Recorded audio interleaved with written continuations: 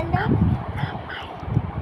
আমি হচ্ছে একটা গল্প শোনাবো তোমাদেরকে, যেটার নাম হচ্ছে রাখাল ও বাঘ। আমার নাম মাহির। চলো ভিডিওটা শুরু করি আমরা। একদিন একটা দেশে এক রাখাল ছিল।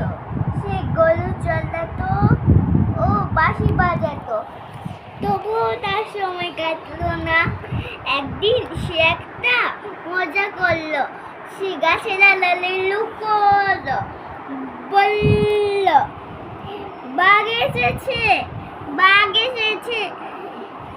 গ্রামবাসীরা দৌড়ে এলো।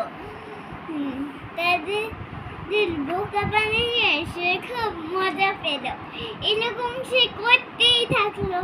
গ্রামবাসীরা খুব রাগ করলো। একদিন সত্যি সত্যি বাঘ এলো। বলল, বাঘ এসেছে, বাঘ এসেছে। তবুও তার কেউ আসলো না। বাঘ রাখালকে খেয়ে ফেললো ও নিয়ে গেল। রাখালকে আর খুঁজে পাওয়া গেল না। দেখি আমি